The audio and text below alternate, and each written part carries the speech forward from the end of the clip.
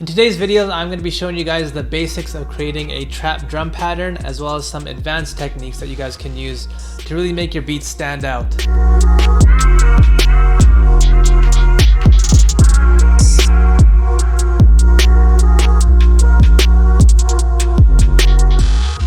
So I'm going to be using the beat that you guys heard in the intro to show you guys how to build your own trap drum patterns. So if you guys want to follow along, I've included a free download link to the drums from this beat in the description box below. I think it might help if you guys join me step by step in going through these techniques with me. Before we get started, please do like and subscribe. Also, feel free to leave any comments if you have any questions about any of the stuff that we're going to go over, and I can help you out. Alright, let's get started. So I have my main loop here already programmed.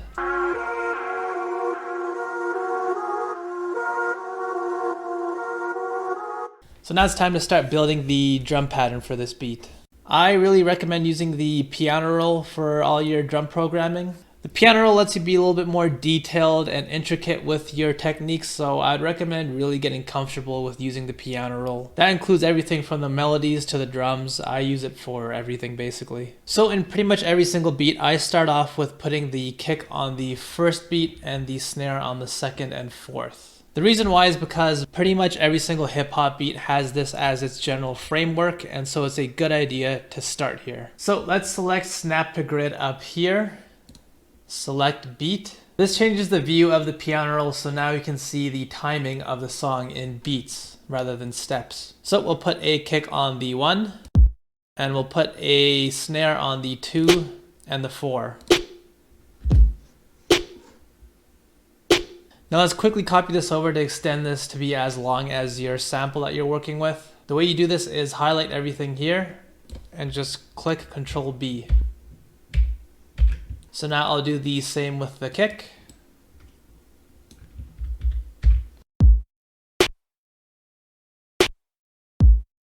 So now we have a 4-bar loop ready. Now it's time to start adding in the hi-hats. In trap beats, the typical hi-hat pattern is to fill in every quarter beat. So we'll change the snap to grid to quarter beat here. Select the paint tool and just draw everything in.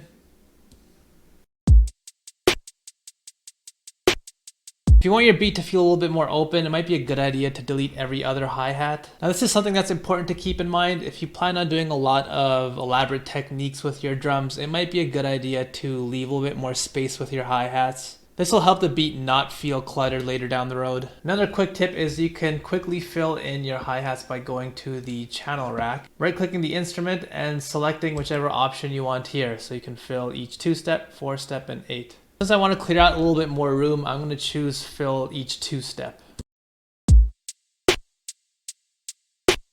And now lastly, it's time for the open hi-hats. I typically find it's good to use them right before a snare or at the end of the bar. Again, this is not a rule by any means. Feel free to experiment. This is just something that I like to do. Again, I would recommend also using these sparingly, especially if we're going to get crazy with the hi-hats like we're going to be doing later on in this video. It's good not to have too many things going on at once. Alright, so now we have the groundwork done for this beat. Now it's time to start adding and building around the framework that we've created. I usually like to start with the kicks. Our kicks are going to really help guide our 808 placement later on down the road, so getting this right is pretty important. What I like to do is program the kicks as it's playing. I really don't like clicking it in just because it won't be as easy to get a good feel for the rhythm. Again, there's no right or wrong way of doing this.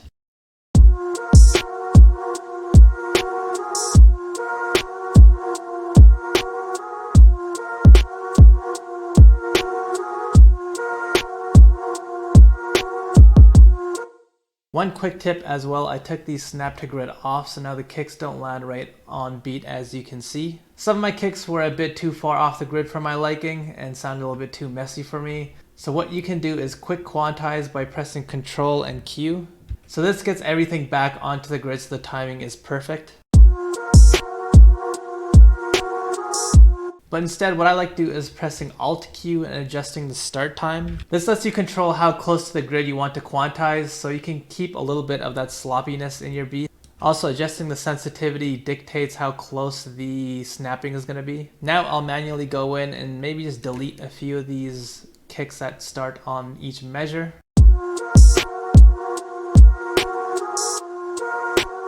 So this kick here is a little bit sloppy and off to me, so what I'm going to do is move it. I'll click snap to grid, select none, so this lets me be a little bit more specific in where I want to move it. All right, so now let's add in the 808s. I'm just gonna keep it simple for now. I don't wanna get too crazy with the 808s. Later on in the video, I'll be showing you guys a few of the advanced techniques with the 808s. But first, we gotta start off by finding the right key of the sample. So there's a few ways of going about doing this. I find for me, I just personally like to do this by ear. This may seem a little bit overwhelming or difficult if you're just starting out, but I'll show you a quick technique that will make it a lot easier for you. So what I'm going to do is just load up any old synth. For example, let's just use Citrus here. Now I'll play the loop of the sample and play different keys until I hear the right one that fits in.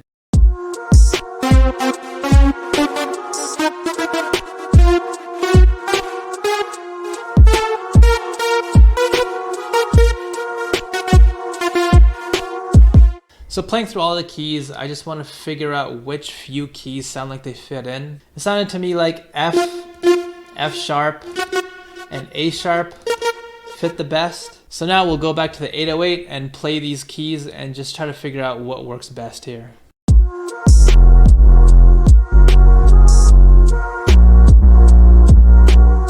So it sounds like A sharp works best here. I'm gonna end up using those other notes for fills and switch ups later on, but for now let's just keep it basic.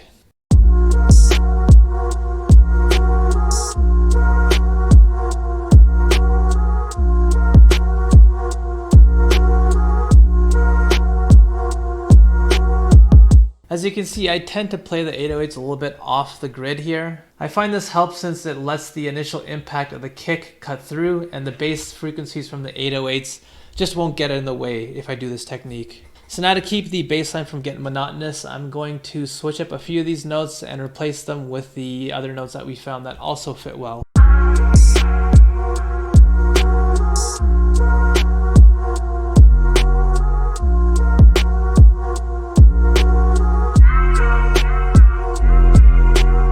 Again, I recommend not getting too crazy with the bass line. If the idea is that we're going to have an artist on top of this, we just want to make sure they have enough room to do what they want to do and not interfere with crazy, wacky bass lines. So in this regard, it's just best to keep things simple. Alright, so now the basics of the drum pattern is done. Now we can move on to some of the advanced techniques that I like to do. So let's start with the hi-hats. There are a few techniques that I like to use in order to create some variation in the hi-hats. As you can see here, all of the hi-hats I have programmed are all at the same velocity here. So if I hit Alt-R here, it's going to bring up the randomizer. This is going to help bring some quick variations to your patterns. Firstly, let's make sure that the pattern is deselected, because if it's on, you can see things just get crazy. So let's just turn that off. So what I want to do is introduce some randomness to the velocity levels here. So if I go to the velocity knob and start changing it, you can see the velocities, which in this case means the volume starts to change. This will just help add some variation to the beat and make it feel a little bit more live. I also like to do the same thing, but be a little bit more subtle with the pitch and the pan. Again, this just helps add a little bit more variation and liveliness to the hi-hats. So another thing you can do is change the pacing of the hi-hats, so you can just start adding in different notes here and there. This will help make things a little bit more interesting as well. I like to get a little bit more drastic as well at certain points of the beat and introduce really, really fast hi-hats. So the way to do this is first click Ctrl L for quick legato. This extends all of your notes so the pattern is filled now. Now select the area where you want the fast-paced hi-hats to be and select Alt U. So for example, let's select this, click Alt U. And what this does is it brings up the chopper. Now you can control with this dial how drastic you want the effect to be. So let's keep it here.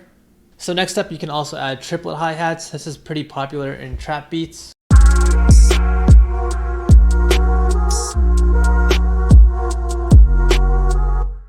So the way to do this is click snap to grid up here and change it to 1/3 beat.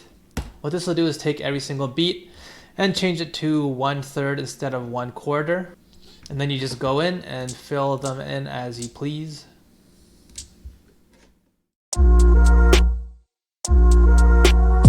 Another technique that I like to do is change the pitch of the hi-hats. What this does is just creates a little bit more of a melodic feel so your beat doesn't feel as stiff or monotone. Again, just another way to create some cool variation in your beat. So you just select whatever hi-hats that you want to move around and then click shift down. So we'll do that for a few other spots in the beat as well. What I'll also do is change this section to triplets as well, and I'll create another fast-paced hi-hat section back here. I'm also going to play around with the velocity in this section and have it ramp up just so it's not as intrusive to the ear. And maybe I'll get rid of one of the hi-hats here just to create some more space.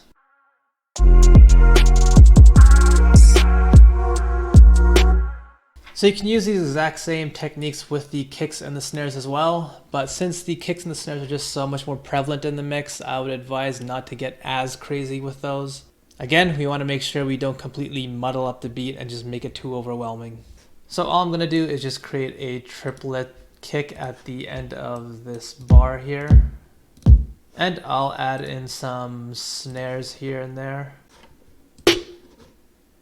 And I'll just leave it at that. I don't want to get too crazy with the snares and the kicks. So another thing that I like to do is add in a hi-hat alternative, and I'll play that at an octave lower than the original.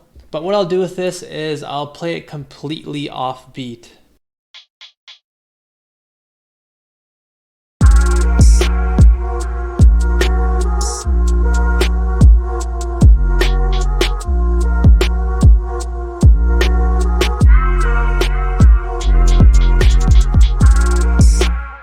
So as you can see, these hi-hats that I just played in are just pretty much completely off beat, but it still works.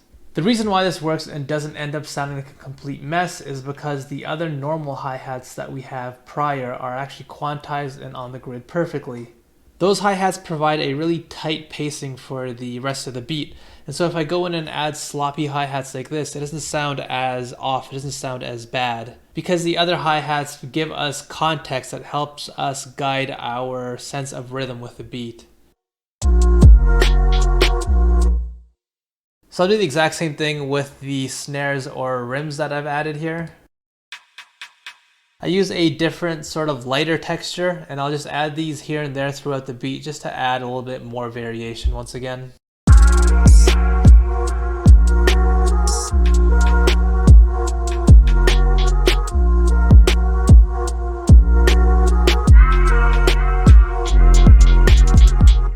Alright, now for the 808s. So what I'm going to do is just add some slides. The way to do that is just opening up the pattern and clicking the slide button up here. This lets you draw in a slide. Again, I just don't want to get too wacky and out there with this tool. Subtlety is the key here. So I'm just going to add a slide up here, and I'll add another one over here.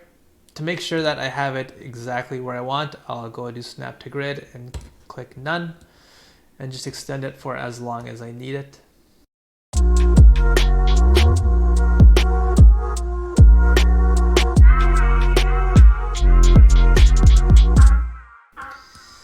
Even this one that I have in here is just a little bit too aggressive for me.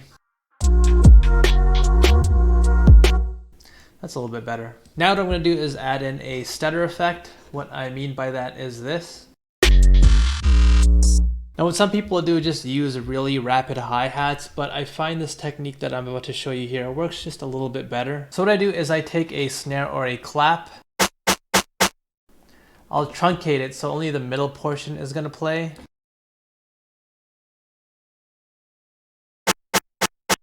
What this does is it just helps get rid of the harsh transient in the beginning and makes it a little bit more gentle on the ears. Again, just feel free to experiment here.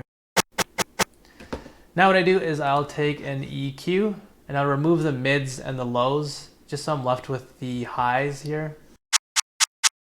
So it ends up sounding like a bit of a hi-hat, but it has a little bit more density and presence to it. And now once again, I'll go in, figure out where I want this to play. Use the exact same technique as before, where I'll just hit Alt U. I'll chop it up pretty fine here. And there you go, you got a stutter effect.